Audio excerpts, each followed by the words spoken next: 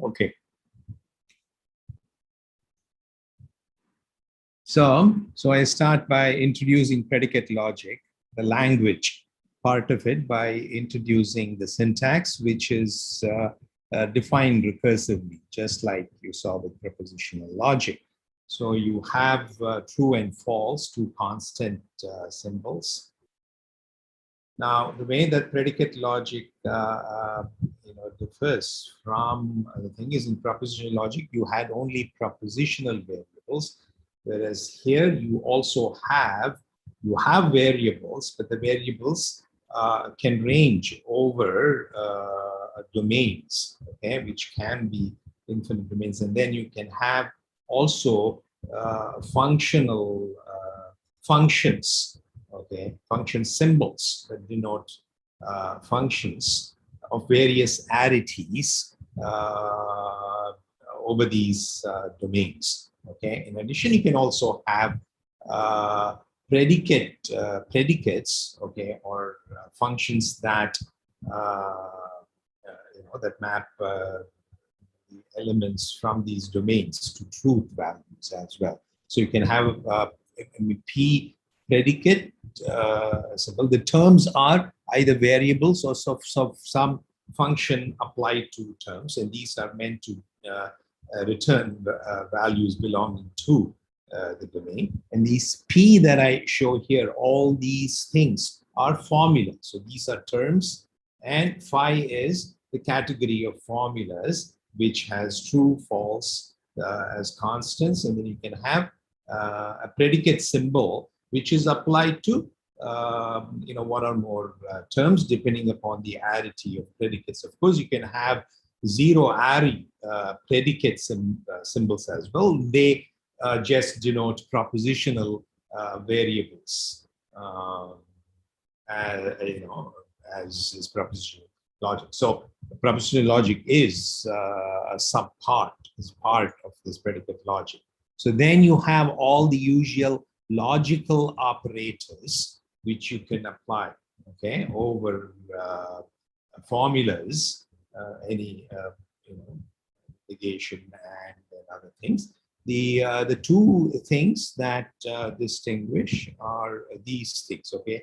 In addition to, okay, so far, so you also have two additional operators, the universal quantifier and the existential quantifier, okay, which is of this form. So you can have a variable V universally quantified with some formula that contain this variable. And when I do this, or an existential operator that quantifies a particular variable, which is maybe appearing in the formula part of this subformula, the phi1 part of that. Okay, so V belongs to a set of variables, which P is any predicate belonging to the set of all predicate symbols. F is some function belonging to F, and this set of variables and the set of all predicate symbols and function symbols that form the basis for generating the terms and formulas of predicate logic. It is usually called the signature of the logic. Okay. Sir, could you please give an example of a predicate function? Hello. Example, okay, you can have x less than y, where suppose, so x plus 1 is less than y, for example. Y less than can be a predicate symbol, okay, as opposed to the plus in x plus 1. Yeah. Okay. Yeah, so maybe I will just, so I have, let me go to this here. I think I have some examples.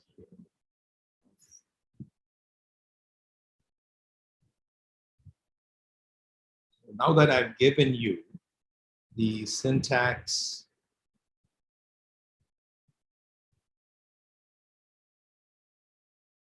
of this thing. Thank you.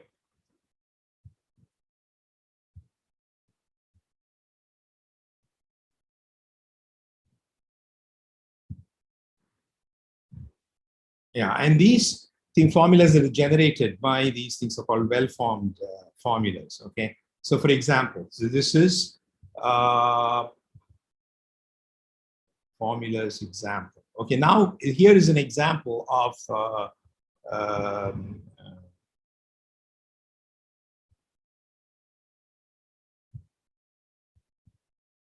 okay, so did I introduce for example, so these are some see, propositional logic only has these. There's no equality, only predicate symbols, constant symbols, and sometimes, I mean, we introduced our propositional logic. This is, I'm taking examples from somebody else's. Okay, the examples are, there are some nice examples from this thing, and you know, so I'm using that. So here, for example, I use you know, some signature. I'm giving you some examples of a signature. You can have equality, some predicate symbols, say belongs to, and some constant symbol 0, and some no function symbol. Or you can have elementary number theory. The signature of elementary number theory could be there is an equality symbol, there's a predicate symbol less than, constant symbol 0, and just the function symbols S denoting the intent to denote successor, and binary function symbols plus multiplication, maybe the exponentiation operator. So given that, then here are some examples. Okay, so in the language of that signature, that for the elementary number theory that I introduced, you know, so these are these terms. Okay, anybody? I'm asking. Yeah, yes, because it's a variable. Correct. So how about this? Yes, because the plus is a function. Correct. And it is a binary function, and therefore there are two operators. Okay, so that's why it's called, it's a well-formed term. If I were to be applying plus to just a single argument, then it's not a well-formed term. How about this, Anli? Third one, is this a term? It's not an elementary number theory. Why would you say that? Okay, by the way, yeah, I mean, see these, okay, so maybe that's, yeah. No. Is that the question first is a term? See, there are these function symbols and variables, etc. Function symbols which are used to make the terms. And these logical symbols, like, you know, true and false constants, and these logical operators, they are logical symbols. They are there, okay? They are part of the syntax of any thing, okay? So that is a given. That is there for all the things, okay? So that is common for all predicate logic, regardless of what your signature of your, from which you have these, the terms are constructed, okay? So given this P1 and P2 is, yeah, that's not a term, okay? But it is a formula. Maybe that's what you meant, okay? Is that what you meant? Okay, good. Yeah, but it's still a formula. Yes, you're right, okay? So, you know, so what are some of these? Is this an atomic formula? There's notion of atomic formula and non-atomic. Atomic formula, is this an atomic formula? So, Chandradeep?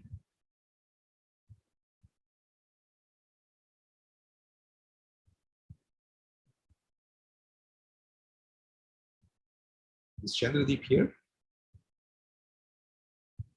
My audio isn't working properly. Yeah, but I can hear you.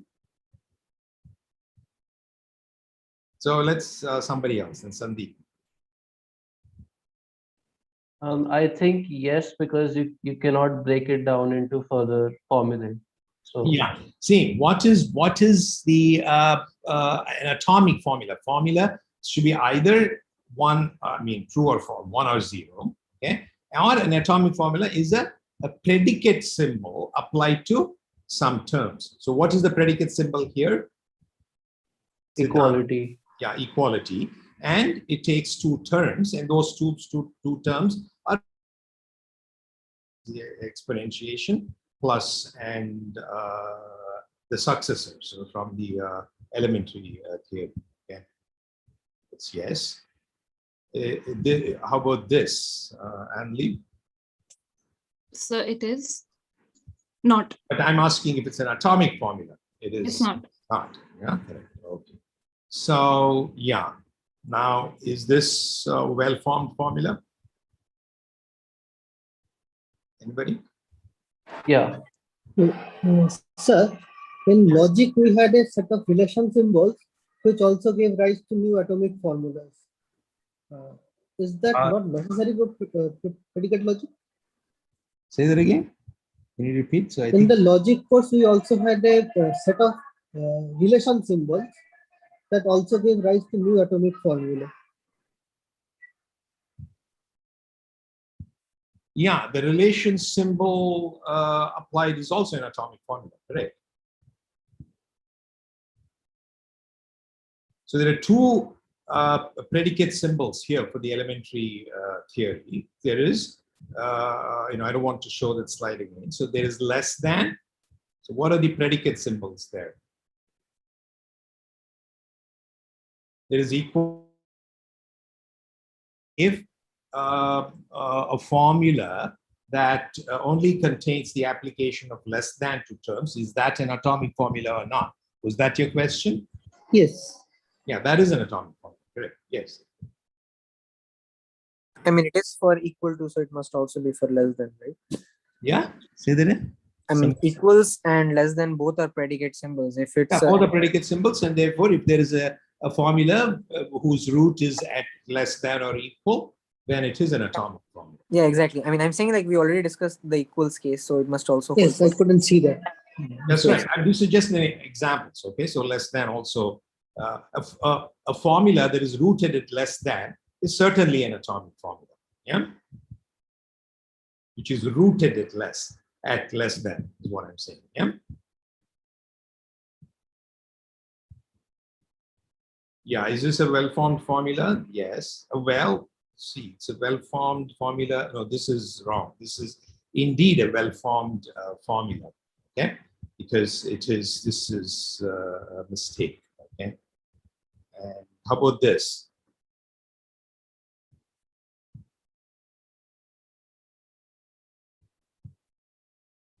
Yeah, no, I don't think so.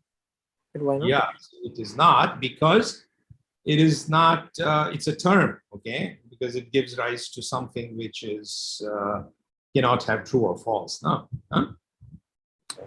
Okay, so well-formed formulas are only those which can only be. By definition, formulas are things, They can only be propositions. Yeah, they can only be either, yes, predicates applied to things or things constructed out of things. Now, how about this one? Yes. Yeah, There's this notion of a variable occurring freely in a formula and bound in a formula. Okay, for example, for this, if I only consider the highlighted part, the subformula denoted by the highlighted part, then the variable v1 is said to be occurring free, because that is not caught by any. If it is not bound by any particular quantifier, then it's said to be free. Now, in this entire formula, v1 is said to be bound to that particular thing. So it is not free. Okay,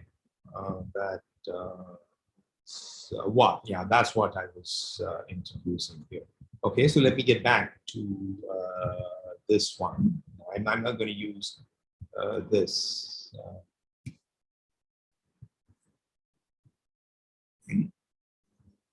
This one. I'll get back when I want to show you examples, I will pick from the other slides. Okay, now that we have defined the syntactic components of this language of predicate logic, okay, which contains terms and formulas which can contain terms as some part. Now we are ready to give meaning or semantics to these syntactic terms. So now, since we have here variables, they were only preposition variables in preposition logic. Now here we have variables ranging over, you can have prepositional variables which have truth values, true or false, whereas here we also have variables ranging over other domains, and therefore our models or interpretation or models will have to contain domains as well to draw elements for assigning to those variables. So in general, we have an interpretation or a model here is a lot more sophisticated than a model would be considered as a model in preposition logic. So there's a domain from which the variables in the logic range over, the variables non-logical variables, and and you have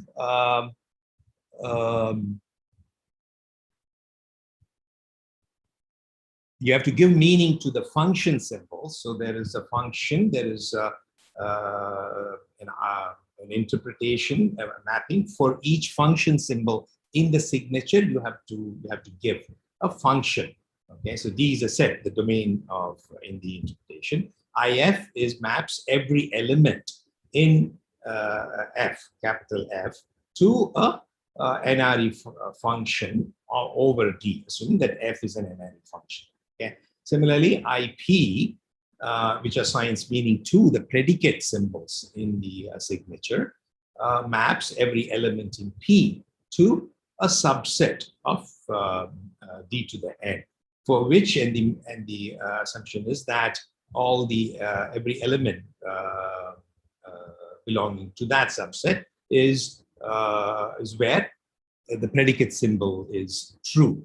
Okay, and everywhere else it is assumed to be false. Yeah. So here the capital N is fixed, or is it like it can be anything? No, I don't have an. You mean I have not introduced an M. What do you mean by an M? No, like in the second line, F is an N-ary function. So N could be any function. N can vary. Okay, so the function symbols, but for every function symbol, N can N can vary from one function symbol to another function symbol. Okay. But every function symbol in capital F has a particularity, but the function symbols can a different function symbol can have differing arities. Yeah. Okay. So and so is the case for predicate symbol as well.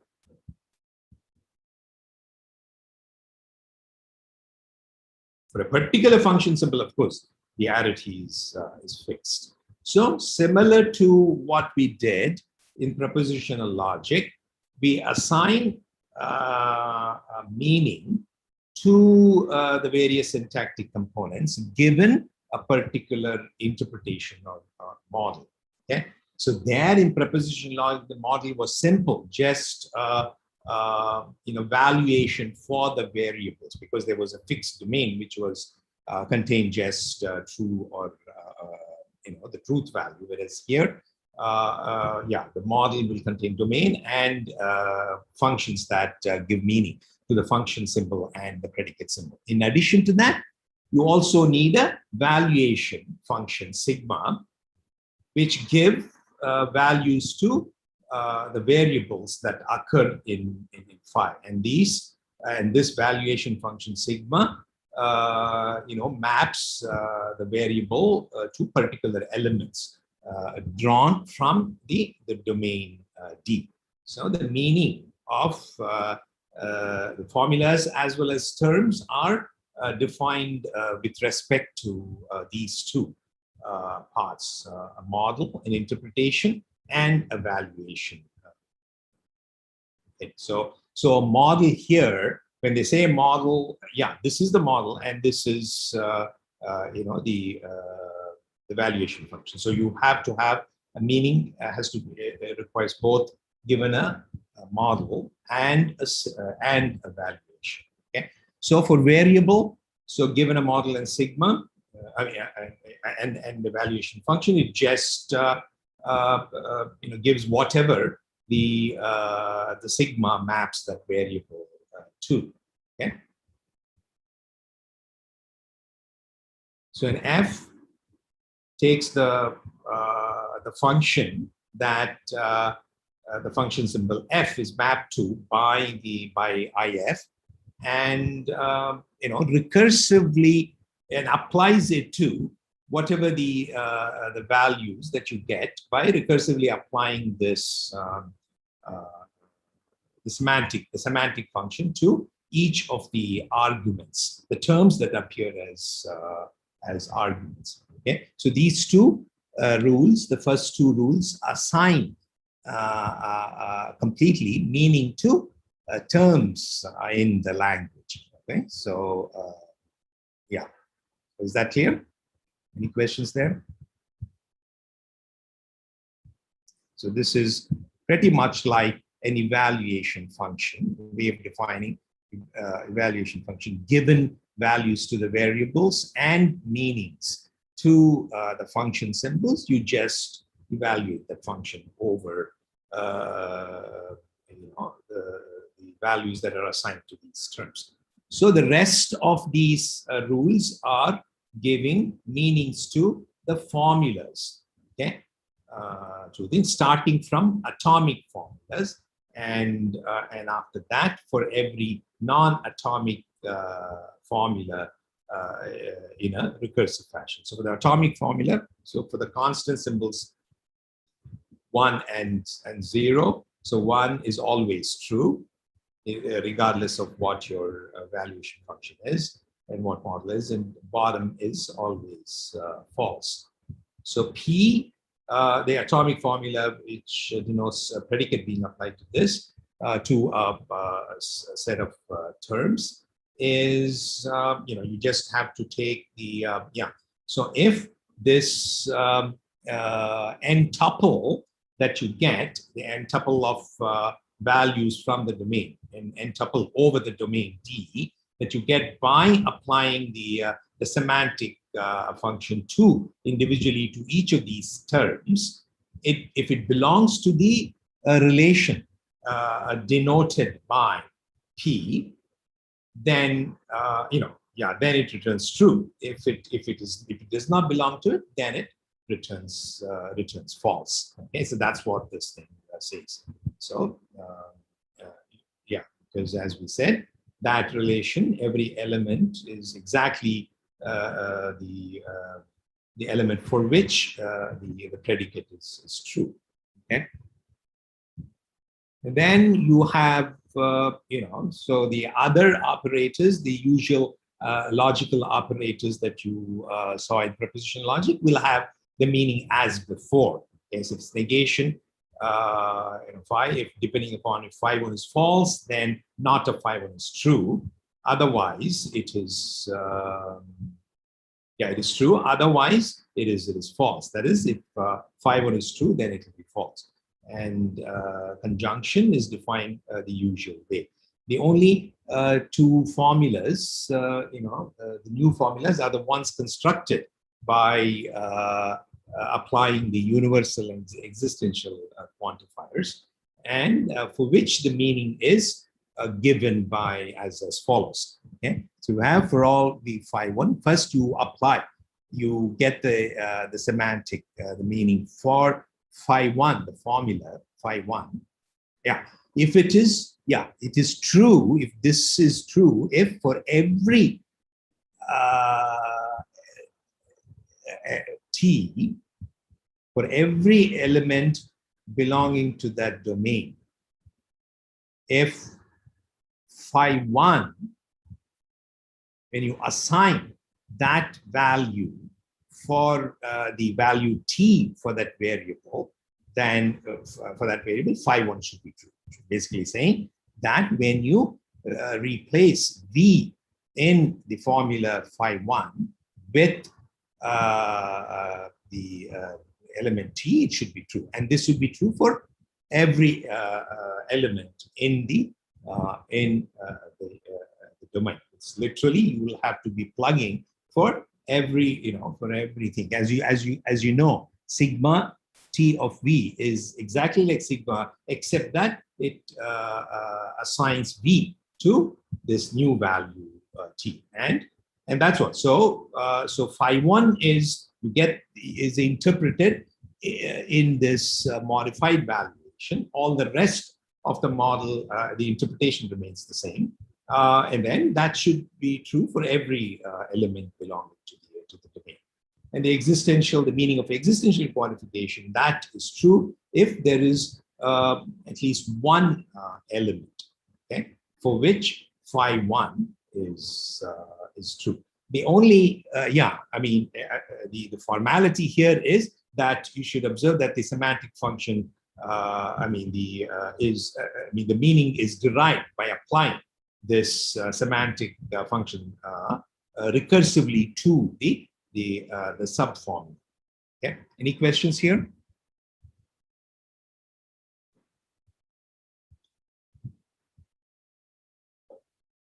Okay, so here I want to mention one specific convention. What happens if the domain in the I keep using interpretation and model interchangeably, so don't get confused. So you can use either. So if the domain is empty, if my model is such that the domain is empty, what is the meaning that is assigned? That is kind of the extreme corner case. So the convention that is usually used is that a universal quantification is vacuously true when the domain is empty. So in other words, for example, for all v, if phi1 is false, for all v false, even when phi1 is false, it is will be true if the domain is empty. Similarly, in a dual fashion, the existential quantification for the extreme case in which if the domain is empty, it is vacuously considered to be false. So if there exists a v, if phi1 is true, it is still, if the domain is empty, then it is considered false. So that is kind of the extreme case that, that's how it is, we assume that it is defined using our convention. Now, see, the semantic function in propositional logic also provided a way of kind of evaluating the meaning. So you could recursively apply them. It gave a kind of a decision procedure for doing it. Whereas here, since the domain can be infinite, although this is, the semantic function itself, you can't be applying it, recursively applying it to, compute the meaning of this thing. Why? Because the case domain is infinite, this can be, this evaluation function.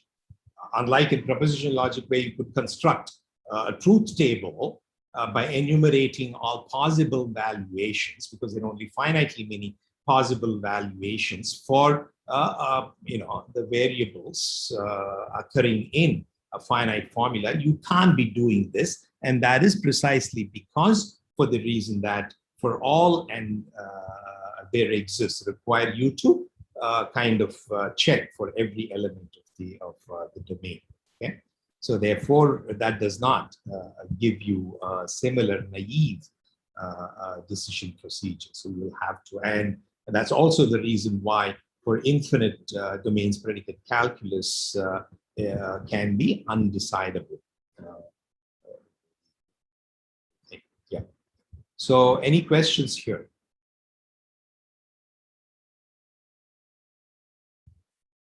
So with these notions, I mean, yeah, once now that I've introduced the semantics, then we define the notions of satisfiability, validity, and so on. So here, a formula phi is considered to be satisfiable if there is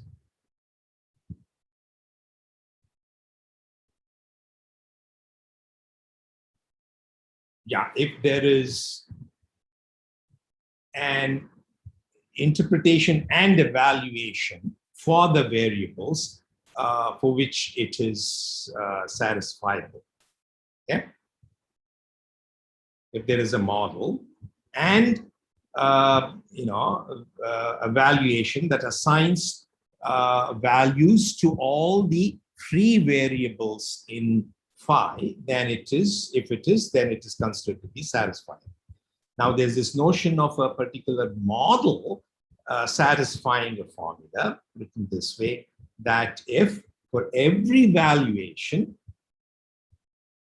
for every possible valuation for all the free variables in phi, if phi m sigma for that particular m satisfies the formula, okay, then that is written m satisfies phi. Okay, so phi is valid, written this way with just the turnstile without an m, if it holds for all models and with all valuations. Okay, so for all models and for all valuations of the free variables in phi, it is then if it is true, then it is considered to be valid. Okay, now so let me go back to the other one. I'll show you some examples.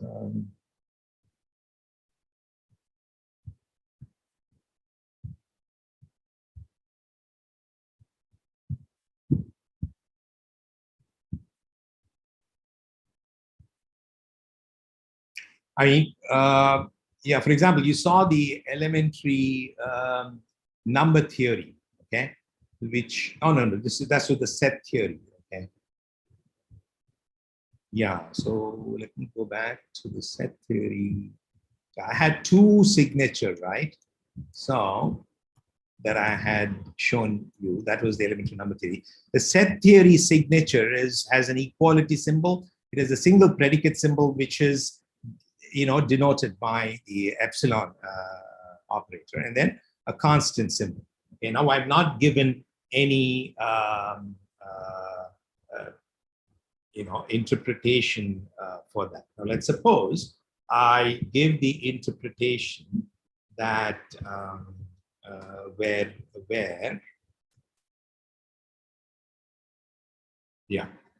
So you saw the signature. So a possible model M, what it should do, it has to define a domain for that, right? Let's suppose I use the domain as the set of natural numbers. Okay.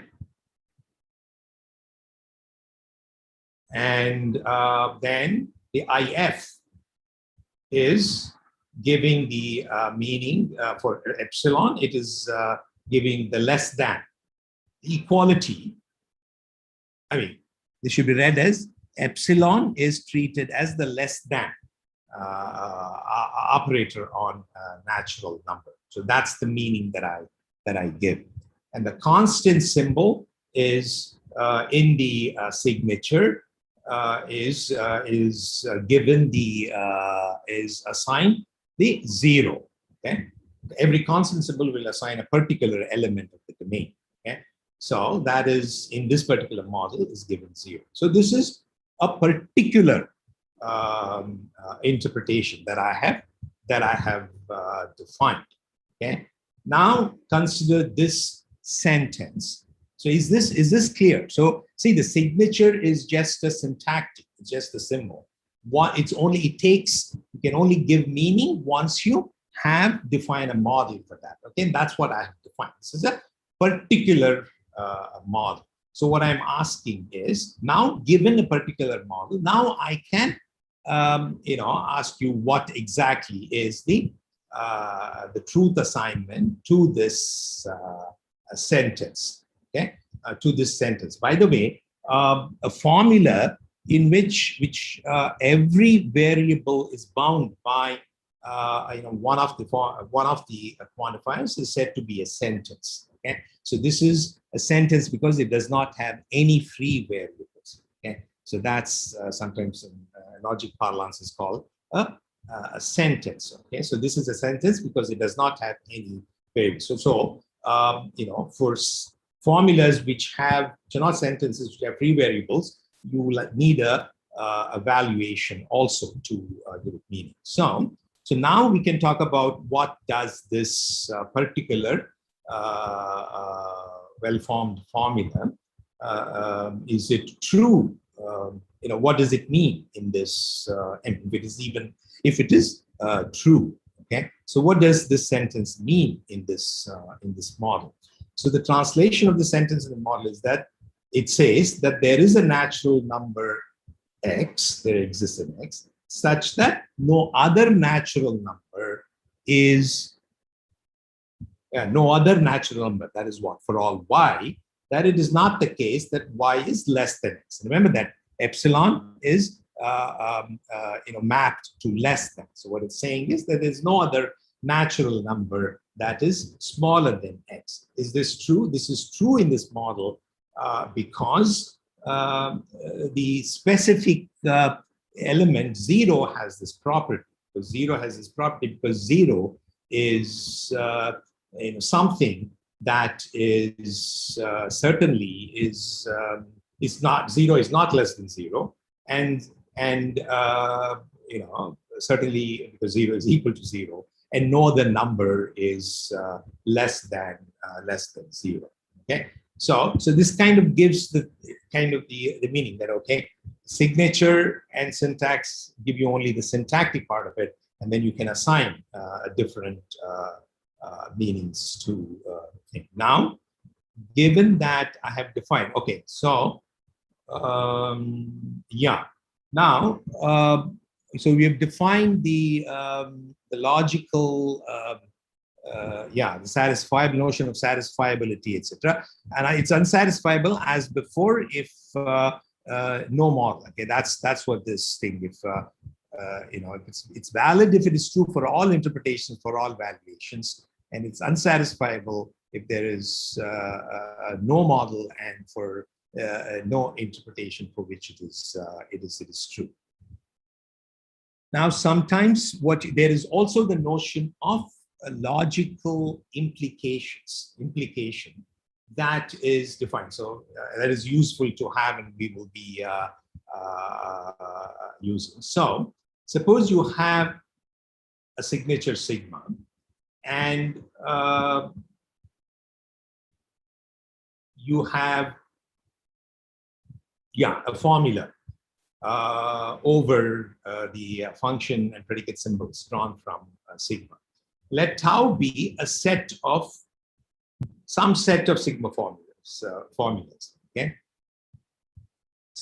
you normally write that to say that and to signify that for every phi, M is a model that satisfies every formula in that set. Okay, so tau is a set of formulas, but tau is then you can have the notion that tau logically the set of formula logically implies another formula, and it's usually written this way. Okay, usually you say some formula follows logically as a consequence of a set of other formulas. I'm defining the meaning of that, formally defining the meaning of that, if and only if for every model. So there could be various models that satisfies every formula in tau. Okay, we say that phi is logically derived. It logically derived or derived from tau, or tau logically implies phi, the set of formulas tau, if every model M and every variable assignment S for every model or interpretation M, and every possible way of giving meaning to the function symbols, and for every valuation function, if it is the case that whenever every formula in tau is true, then phi is true. Phi is true for that model and for that valuation. So that's when you say phi is logically implied by tau. Okay, so because this is what the calculus part of the predicate calculus usually do, because how exactly do you check, okay, whether you can derive one formula as a consequence of the other whole set of other formulas. Okay, so that can also be defined once you have a semantics for this for this thing. And then so the validity, as we have defined before, it just means that so the two formulas psi and phi are logically equivalent if one can be derived from psi can be derived from phi, and vice versa. Okay. What that means is that for all models for which and valuations for which psi is true, for each of them phi has to be true as well, and vice versa. So yeah, the validity we've already seen. It is written this way, and that is true whenever that for every model and for every valuation that you can possibly construct for for that particular signature, the formula phi has to be valid. Okay. So now I will take you through some examples. Okay.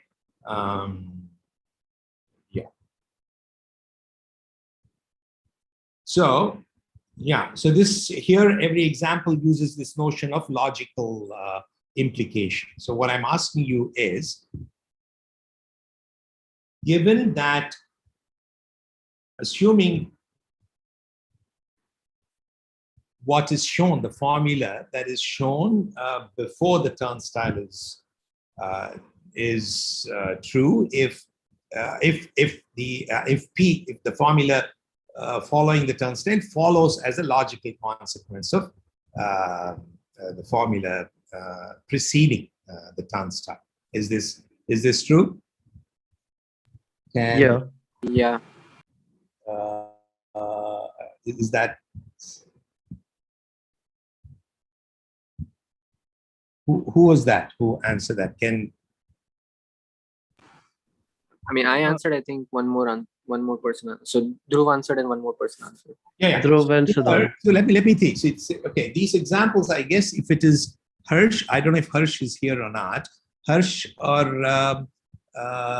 Dhruv, let one of the other three. Okay. So you might have seen this example. So Dhruv, are you the one who answered this? Yeah, one of the people. Okay. So hold on. So since you've seen this example, you can do. So I will go through the other three people first. I'll give them the chance. Okay. So Chandradeep. Yes. Which of the following are true? Yeah. So I'm taking one at a time. Is this true? Which means that does P of V2 follow as a consequence of for all V1 P of V1 under the semantics? Yeah. No. It needs to be a closed formula, right? Yeah, the way you should know, no. See, the way I've defined logical consequence is, so how I define, okay? So for every model and for every valuation for which this formula Oh, right, yes, it's true. It's true. So For every V1 it's because true, for then every, yeah, if that is So it's true, actually not true, right? Because the Huh? empty model satisfies. yeah, okay, that's a good point. So let's assume, see, yeah, so in the case, let's assume that for these set of examples, I'm not considering the empty model. Okay, sometimes you're exactly right. No, yes, okay, so let's assume for simplicity that we only use non-empty models. Okay, then this particular one is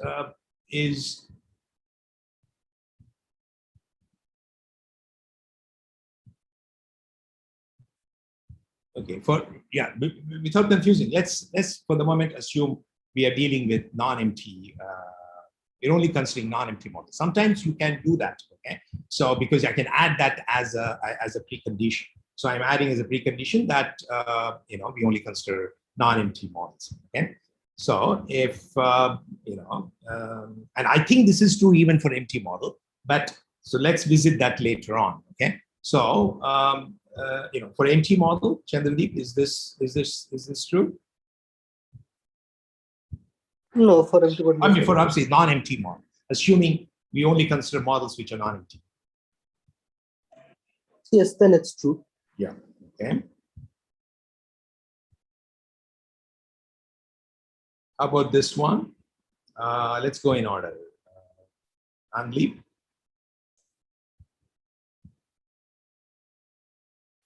So it's true. Yeah. Why? Is it? So what does this say? So this says P of V1. Is P of V1 true in all models? Because, see, what is this saying? Okay, for every model in which this is true, this should be true as well. So I can pick models in which, for example, P is in which for every model and for every valuation. Okay, so if V1, since I can make P1 to be if I choose to map V1 to a value for which P is not true, okay, for that in evaluation, and P is not true for everything. Suppose P is true for some, P is not true. Then for that model and for that valuation, P of V1 is not true, correct? Whereas this one requires that V1 should this one requires it's true only that that P should be true for every element in the domain, right? Yes, sir. And that's why this one is not true. Okay, so yeah, so let's who's the other person? I forget the name. So Hello. yeah. So the next Yeah. This one is true why?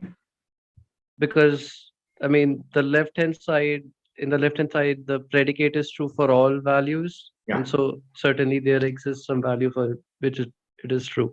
That's right. In the Certainly, yes. Yeah. Okay. So you can always pick that value. And how about this? So once again, we are only considering non-empty models, right? Correct. Yeah. Because if it is, yeah. So by the way, that was Dhruv. Yeah. So this one would not be true for, yes, we're only considering non-empty models, because by our convention, for empty models, this would be always false. Now, therefore, that's why this won't be true for empty models. Yeah. Yeah, we're only considering non-empty, assuming non-empty models for now. Yeah, so let's go back to Chandradeep.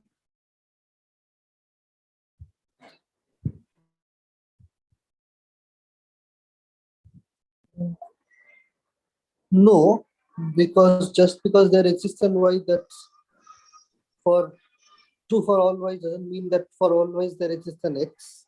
Yeah. So what does this exactly mean? What are the models for which this is true? Okay. Obviously, because this is a closed formula in the sense it's a sentence, valuations don't matter. What it says is Q should be such that for every y there is some element, okay, which Q relates to all the elements in the range. Okay, so there is one element for which is related to every other element in the domain. Whereas this one is saying for every y that is in the range of Q, there must be some element in the domain, at least one element in the domain, because you can always pick. There's actually you can always pick that particular element to do. So that's why it is true. Whereas how this one, number 5. So I think I need to. Sir, can you again explain why 4 is true? I mean, it should be false, right? Why? What does this? Oh yeah, sorry. Yes. It says that. So right, I confused 4 and 5 then. Yeah, for every y, there must be some x, okay, that that maps x to y, yeah, that relates it to y. But since it's this, the precondition is stronger. Okay, here you're allowed to pick different x's for different y's, whereas here it is saying there is always one unique x, okay, that maps every element. Therefore, I can always pick that x. Huh? Okay, so that's why it's stronger, and that's why it's true. How about this one? Yes, this one is false. And why? Because even if it's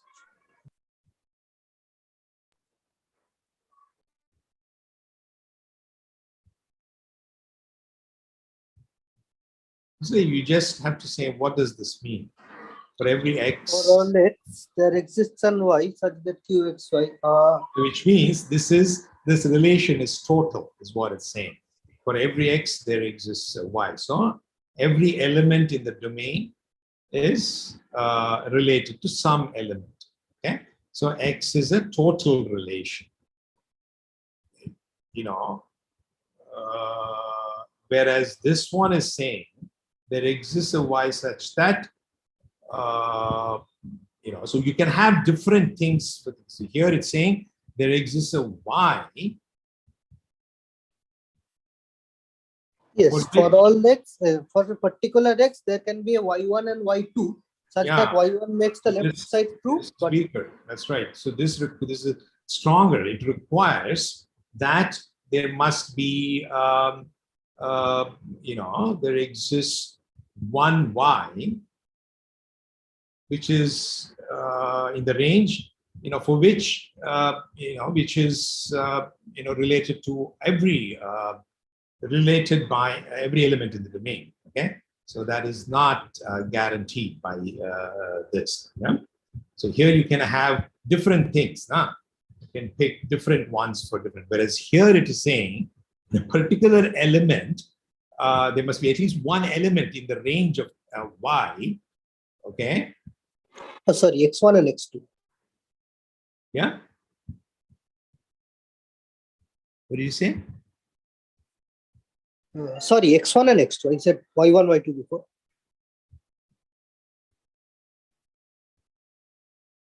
Y1, y2? I don't understand. What do you mean? There's no y1, y2. As the explanation, I said y1 and y2 before. That there might exist, but it's actually x1 and x2. So one x1 might make it true and another x2 might make it true. That's exactly right. So you can, what this thing is requiring that there must be, one y in the range, okay, which is related to every x, okay, which is not guaranteed by this one. You can have different things for different ones. Okay, but this one I am, so this is since we are running out of time, since I want to cover, I'm going to give 6 as an exercise. Okay, I've already revealed the answer. I want you guys to make an argument, okay, and write it down, and we'll discuss it next time. Okay, why this should be true. So let's take these things, and you can also see all these things are done as logical, derived as logical consequences. We are saying, okay, so for all models, if something, for which a certain formula is true, if another formula is true. So that's how. So here I'm asking the question, if there are particular models, once again, I'm assuming non-empty models, okay, for which makes this thing satisfied. Okay, so that is the question I'm asking. Okay, so for example, here for all x and y, x is equal to y.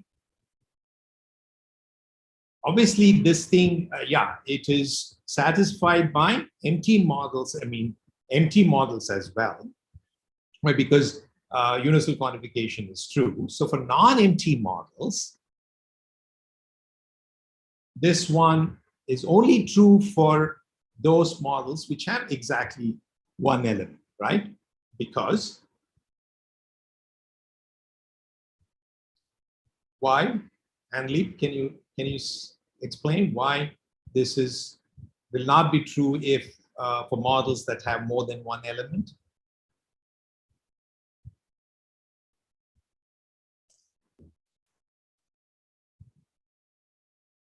This question for Anli.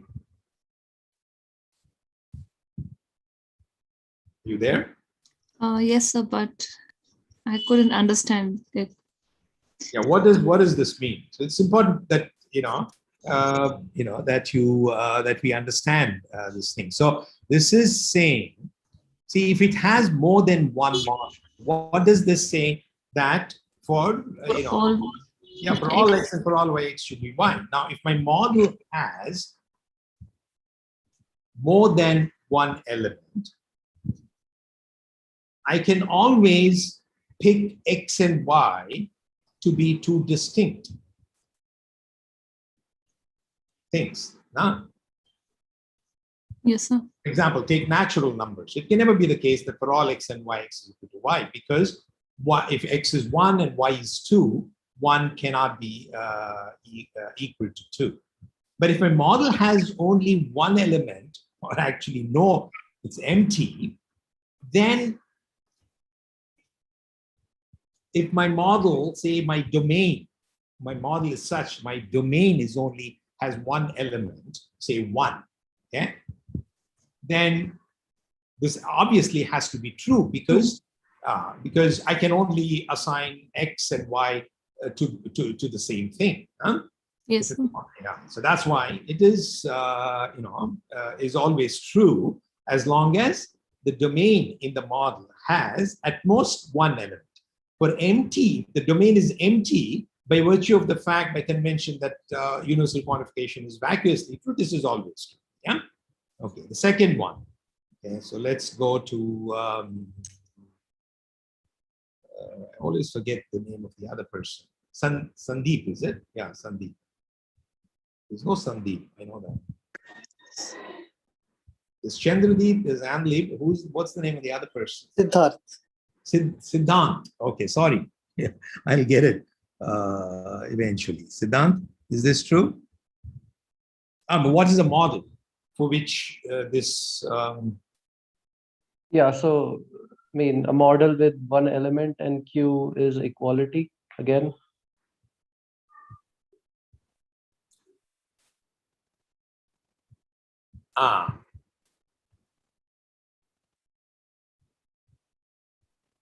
Yeah, so that is. Yeah, the same model basically. Correct. But can you be a little bit more general? I mean, if it has more than one, say, domain having more than one element. Yes, what you said is correct. Certainly for that model, it is true. Suppose I want to relax the constraint and then allow for models with arbitrary number of domains with arbitrary number of elements. Yeah, so take integers and let the predicate be x is greater than equal to y or x is less than equal to y. Yeah. So, but more generally, it has to be true for all elements. Okay. See, for every what you said was actually not true, because here what it's requiring is that for all x and for all y, x y has to be q has to relate x and y. Okay, which means that it has to include everything, all possible pairs. The relation that Q is model to should include all possible pairs. Okay, because it's saying Q has to relate all possible pairs that you can construct from that domain, all possible pairs of elements that you can drawn from the domain A. Q, the relation Q should be true. Okay? So that's what it says. So certainly for less than, greater than, etc., that is not the case. Yeah. Did you get it? Yeah, I was saying like the predicate should be x less than equal to y or x greater than equal to y. Okay, so yeah, so that is true, no? Yeah, so that is universally true for all. You're right. If you included both of them, that is correct. Okay. So here, what it's saying is for all x, there exists a y for which q x y is true. But this, it is those, as long as q once again, I'm assuming my models have domains with more than one elements. It is so it has to be a total relation that it has to be defined for every element for every element as its first component. That is, the domain of the relation R should be the entire set. So the domain of R should be the entire set that you use as in the model. Okay, so see, in predicate calculus, usually this is the kind of there are deductive systems. You're normally worried about validity or logical consequences. When you're taking logic courses, usually you either prove using the deduction rules of predicate logic that it is true in all models for all interpretations, or if you start with some set of assumptions, you normally say that for all models for which the set of assumptions are true, you have to show that using the deduction rules that your consequent, the conclusion is true. So usually the calculus is concerned with proving for all models, whereas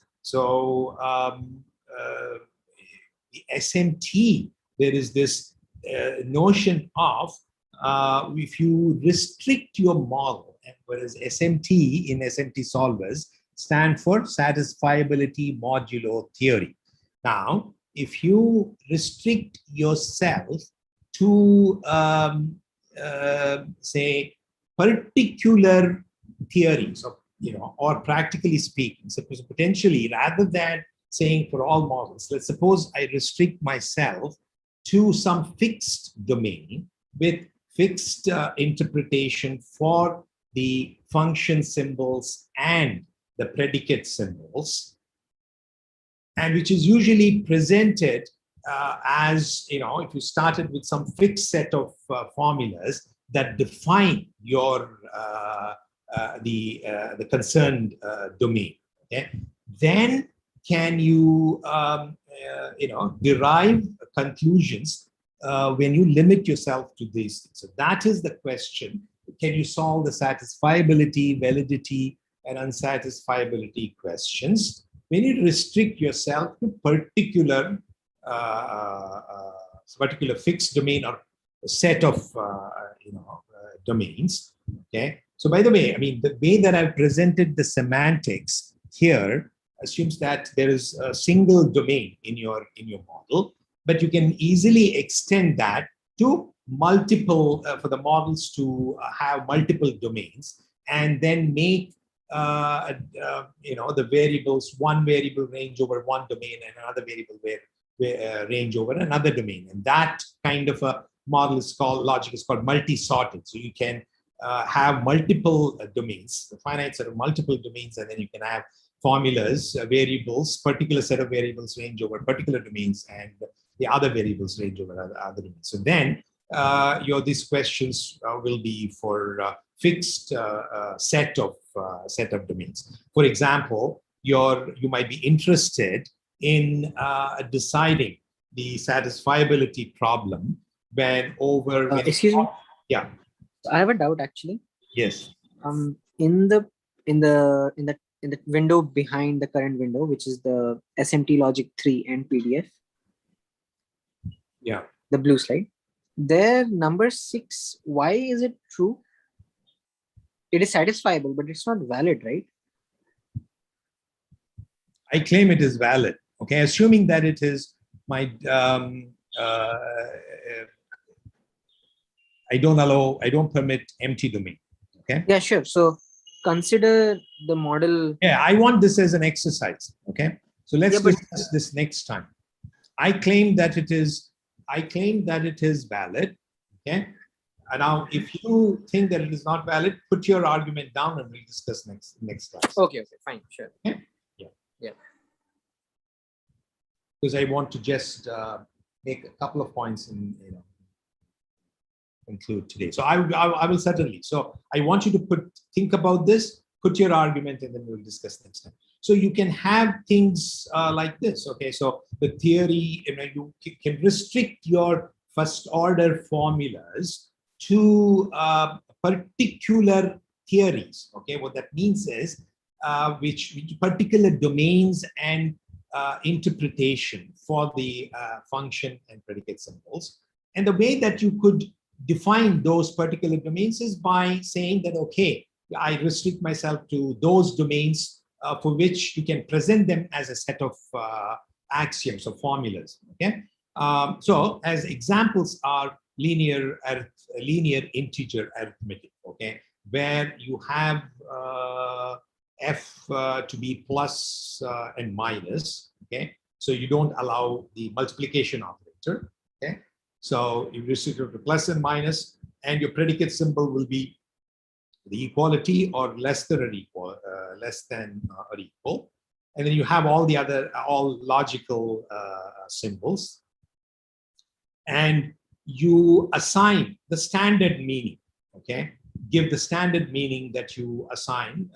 Plus and minus are given the standard interpretation that you would give for integers, and so for equality and less than or equal. Then what you get are what are called the first order formula. By the way,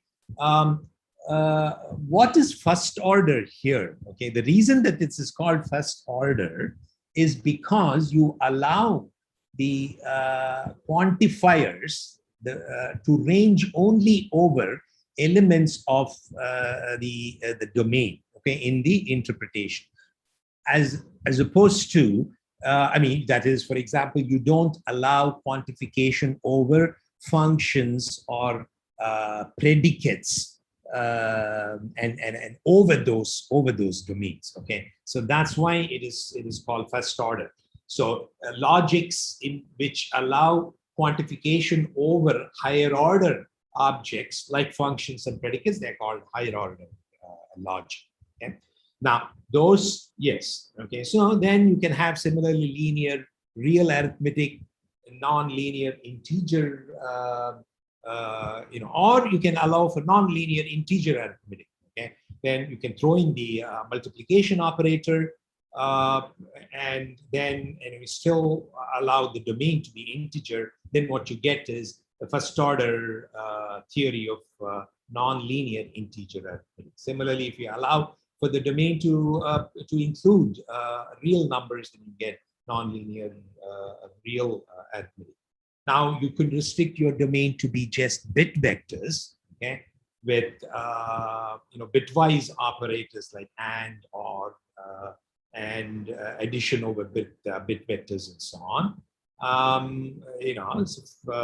Then you get maybe the theory of bit vectors. Okay, so the decision and the decidability problem, the satisfiability and decidability problem, when you restrict your to fixed theories, okay, is what the problem that SMT solvers try to solve. Now, here is an example.